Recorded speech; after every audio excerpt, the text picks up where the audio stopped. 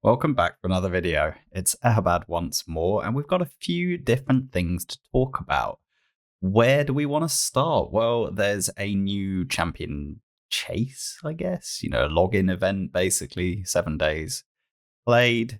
Actually get a couple of nice potential pieces of crawl here. Legendary 6-star, not too bad. Anyone who's got like a new account, this is a pretty good time to be starting. For Rathalos Blade Master, I have to say, I like the look of this champion.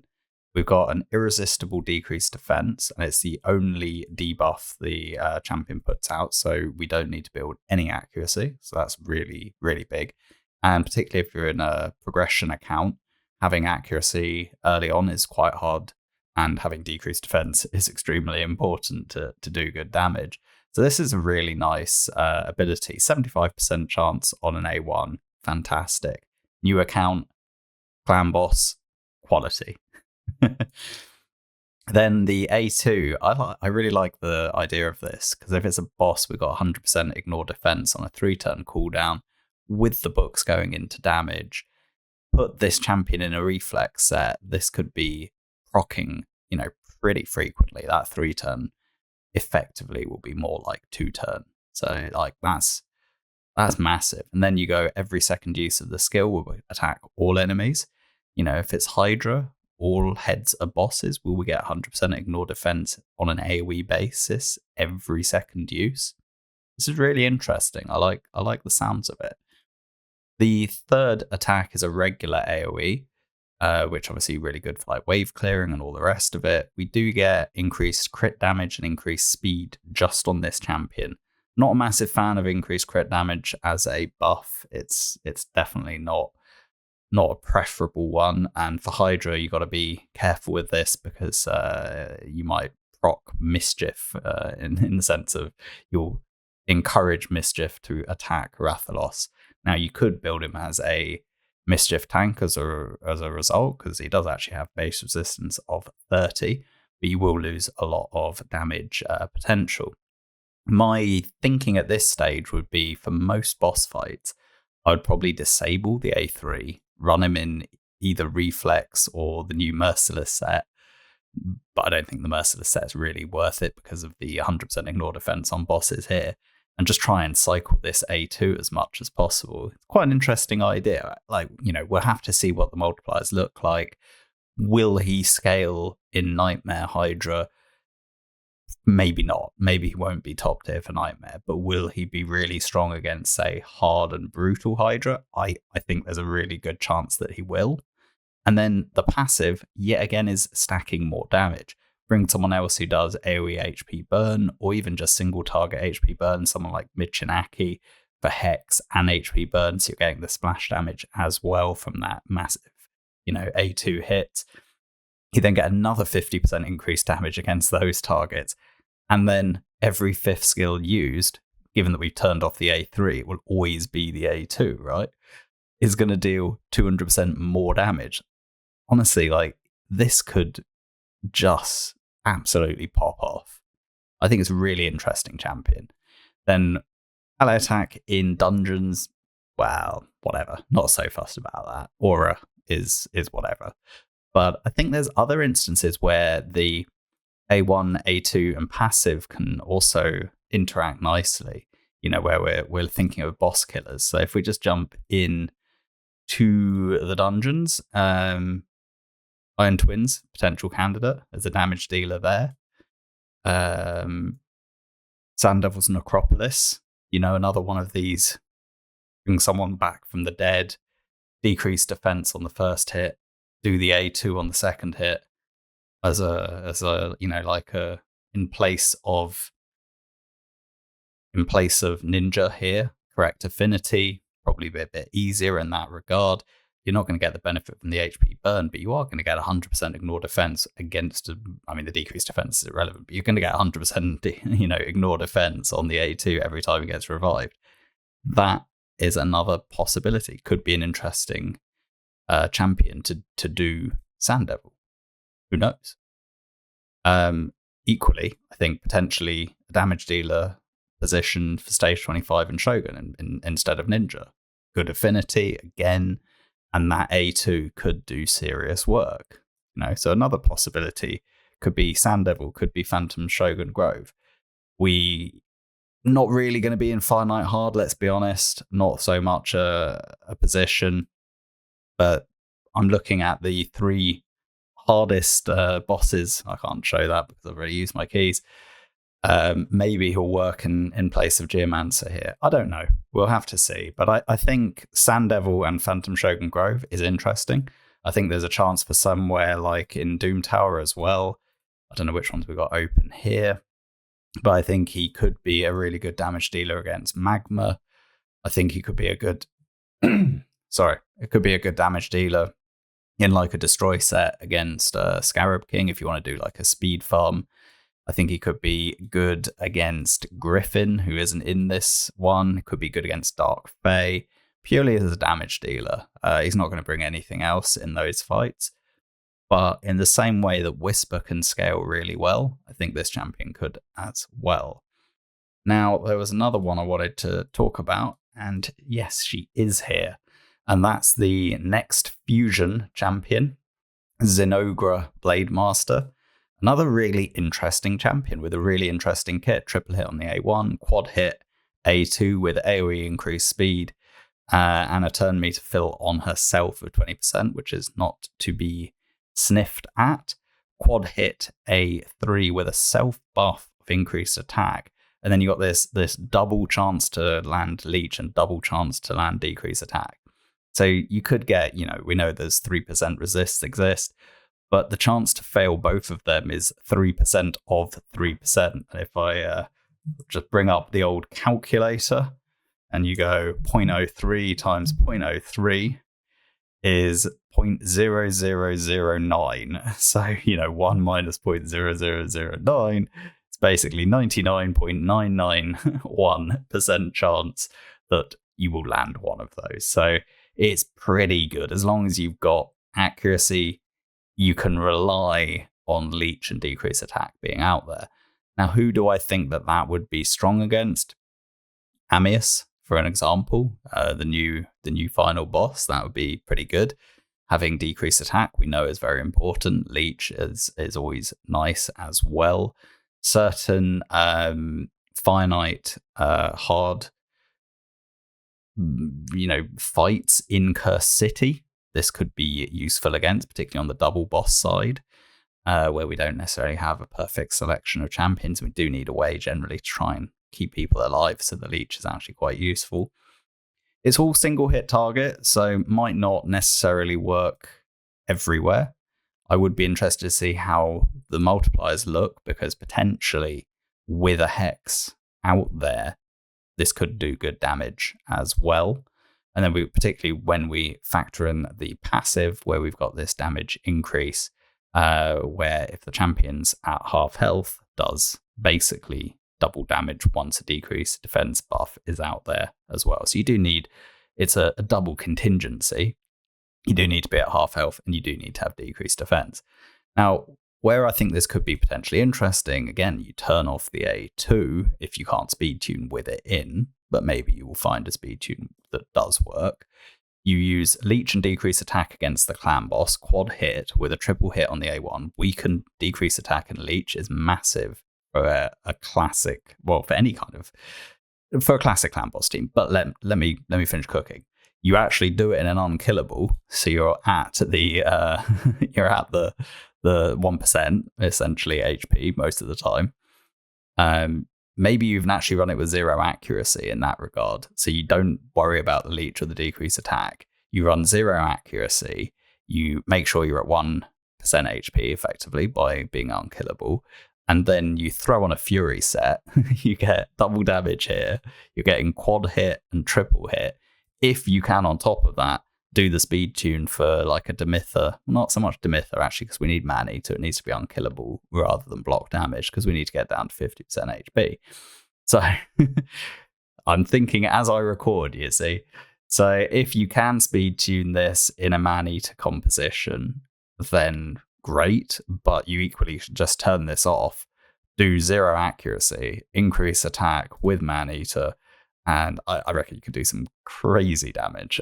But anyway, these are just little fun ideas. I do think the champion will have really good use within Curse City, to be honest. So I think the fusion is going to be something we're going to want to go for.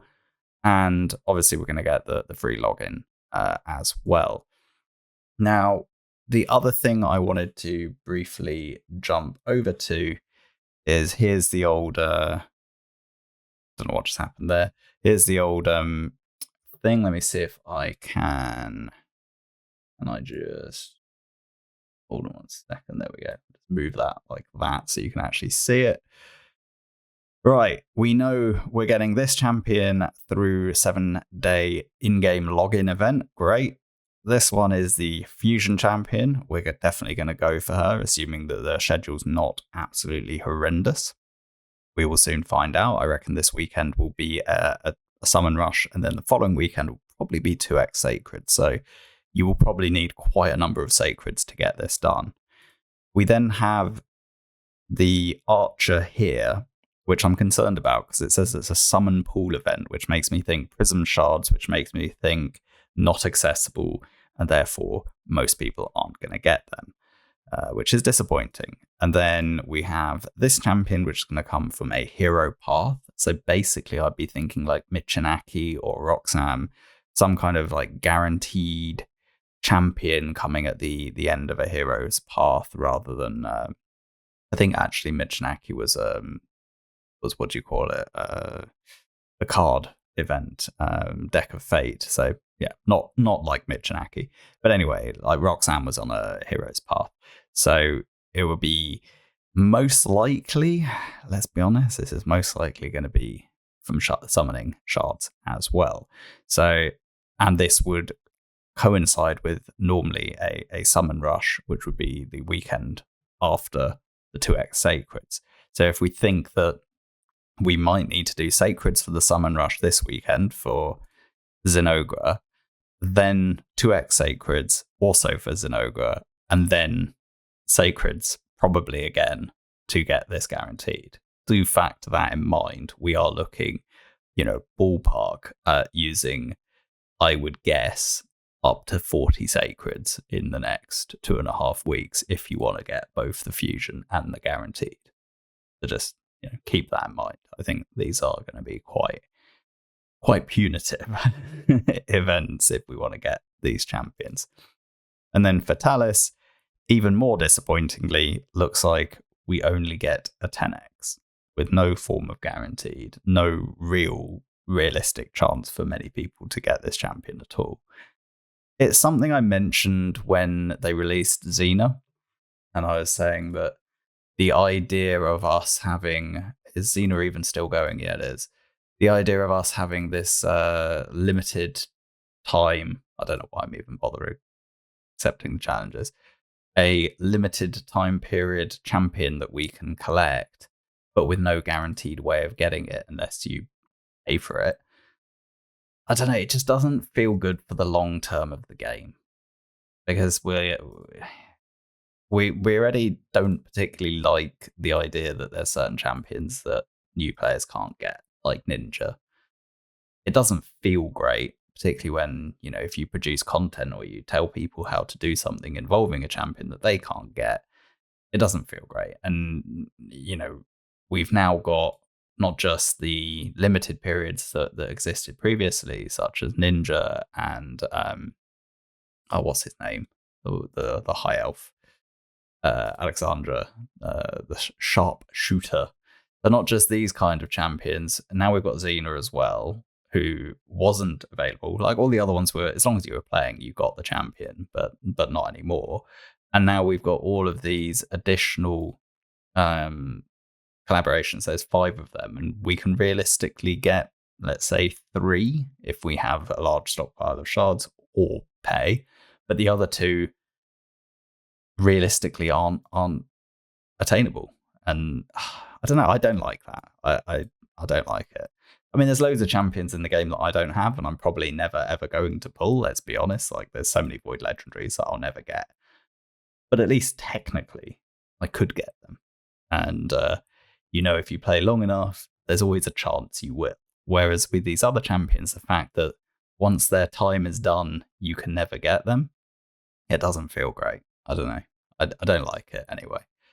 What else do I want to say? Fusion warm up. That's 2 more days, and then we start the fusion. So the fusion will start on Thursday, I would expect, which is pretty classic. We then also have a Soul Chase tournament. Now, for this, I normally always say at least get the 30 here, get your 300 energy. I would probably say if you can get the 150 gems as well for 130, that is well worth it. Beyond this, you have to have quite a lot of either shards or luck. Like if you do get a high ranking rare soul, like you can tap out the whole event. If you get, 6-star mythical, basically pretty much finishes the event and gives you a mythical tome. So what am I going to do? I do actually have a bunch of mortal soulstones. I do want to be summoning them. I actually have finished building out my Gory for the final attempt at doing this cursed city, this absolute plague on my life. We'll be swapping out Fane. We'll be throwing in Gory. If we go and have a look, I have bombed out the masteries enough for the T6, so I will select those shortly. Skills, I'm actually going to have to go and book him out now, which is extremely frustrating. I hate booking champions outside of CVC. It's not something I tend to do, but we did need this. And I think realistically, I also need this to be booked. I don't really care about the A1 so much, but I think this whole ignoring 50% of the chance of the defense if they're under a freeze debuff, given that he's my main damage dealer, I think that's going to be very important. So let's hope they all go in the A3, but they all went in the A1. Classic. And it looks like we're going to be forced to fully book this champion, and we get no CVC points for it. So I will do that in a separate video. I'll build him out and I'll give that stage another crack. We've got, 1 day, 20 hours, so I don't have long to try and beat it. But in the medium term, or short term rather, we need to come and do some of these soul stones. I'm probably going to summon about 70. Let's see if there's anyone else we can awaken Blizzard, at least start to use these. And do I have enough to send him 1 level? I do. Again, no CVC points for me, which is kind of frustrating, but I'll leave the 6-star Ascension until I'm ready, but at least I can create space. For the souls, no one else is ascended to be able to receive them. Actually, these champions are any space we can create. That's going to be food. Not ascended enough to receive. Not ascended enough to receive. Okay. Pestless also not ascended enough. So need to do some ascending during a a CVC at some point. I think I've already cleaned up what I wanted to, so I'm probably actually going to add some more space.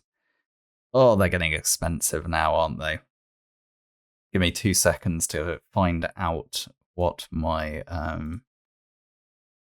my calculation that tells me whether I should be using silver or gems for this. I do have it somewhere. It's not there. Not there. I don't know where it's hiding, to be honest. So many tabs on this spreadsheet. Oh man, where is it? No, it's not there either. Is it here? Yeah, found it. Found it. Okay, let me jump over to the spreadsheet. It's a bit ugly. It's not one I normally show you guys. But we have 175 gems, 4 million silver, and we would estimate that we'd get about 2.3 million silver if we use those gems in Spider silver farming, so it'll be better to use the gems. Jump back in, and we have to spend more gems. I hate spending gems. So we got enough space for 50. Let's summon 50. then we'll see what's left. I'll probably be able to create some space by selling what we don't get. Richoff, don't actually. I do have him and I have Fushan, but are they already awakened? No. So these are both new. That's quite exciting. 2-star Fushan. I'll take it. 1-star Richoff. I'll take any ascension I can. We can come back and continue our thing. Actually, I do want to come here quickly, and I'm going to say, although I haven't got a soul for a Mantu just yet, I do actually have a bigger desire. That's the new toy, the old Harima. I do want a soul there. And actually, instead of Arbiter, I think maybe I will bring Romanti back in that spot. I think that would be good. Do bear in mind, I think there's a reasonable chance we'll get some capability of getting a soul on the new login champion and or the new fusion at some point. So I wouldn't put those as wish list for the time being. Bodbar already have awakened higher. None of these are any good. Fellhound 4-star, that's not too bad. And nothing really there. But the Fellhound, probably quite nice. I don't know what my Fellhound is awakened to. It's not even 6-star, my Fellhound, to be honest. But maybe there'll be some Curse City stage that will benefit from it. And I'll be happy to finally rank up to 6-star. How many points are we going to get? Sepulchre Sentinel, I do have, is built. Not sure if that's a new soul for me. Woodsgar, I do have as well. Let's go and see anything that we can awaken. I think we've got a little bit more space, so we can do one more temple, and then we'll see what there is. Not been getting that many points from each of these, so you can see this is why I generally say just go for the energy, maybe the gems, and don't really worry about the rest, because I think you have to pull so many, or most likely, realistically, you have to pull so many that it's just not really going to happen. And it's not worth, wasting all your resources chasing something that you may or may not get when you could, save up and get something definitely, basically. So I'll just use all of these souls. It's always been my policy ever since Awakenings came out that if I have a champion and a chance that I might use them, or they are a champion that I do use, I will awaken them. Let me just quickly create some space, and then we'll come back and summon a few more. Right, we're back. We've created some space. Let's summon another 20. See what we get. Another legendary. 1-star War Chief. I think my War Chief is already awakened to level 1. 5-star Bombardier. Mythical. 1-star Androck. Another soul I'll probably never get to use. Let's do another 10 and see where we are. Another legendary. 2-star Cantra. I do have 2 Cantras built. I think only one of them is awakened, so that will go to use. Mountain King, another champion I do have, but never actually use. Really needs a bit of an update, to be honest. Be nice for him to be useful once more. But there we go. 2-star Cantra, or interesting. Maybe I should try and awaken this one to 2-star through the shop, and then use the 2-star on the other one. Or if I use the 2-star here, then the shop will only offer me 3-star. But that's not necessarily a problem. I don't think I'm going to spend precious essence on Cantra, in truth. So I think let's awaken the other one to 2-star, and then if we get another soul at some point, we'll just, if it's bigger, we'll alternate or something. I don't know. We'll figure that out. Yeah, we'll probably just alternate. At least we can use these other ones on champions that are built out.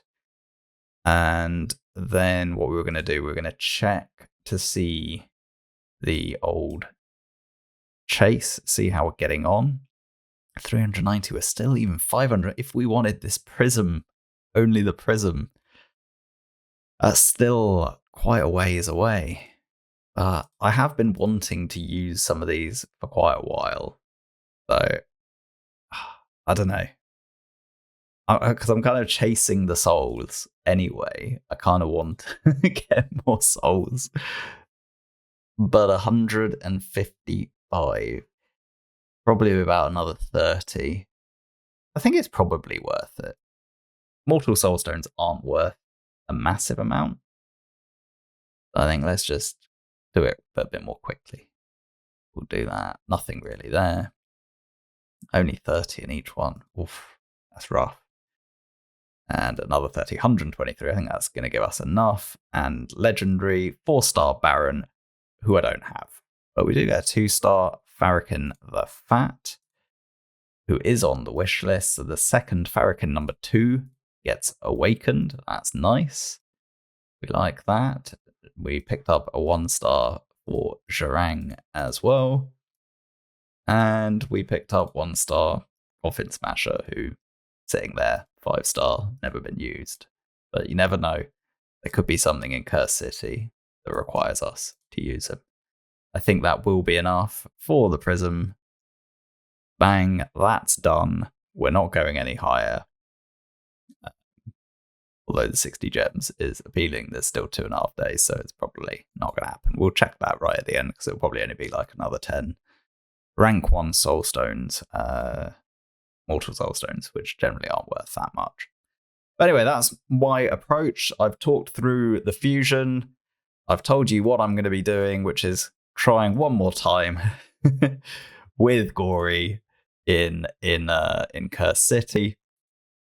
Went through the events that are currently running, summoned our souls, and I think that is enough for this episode. So as always, I thank you greatly for watching and bearing with me in my ramblings. Please do like, comment, and subscribe. I'll catch you in the next video. Bye for now.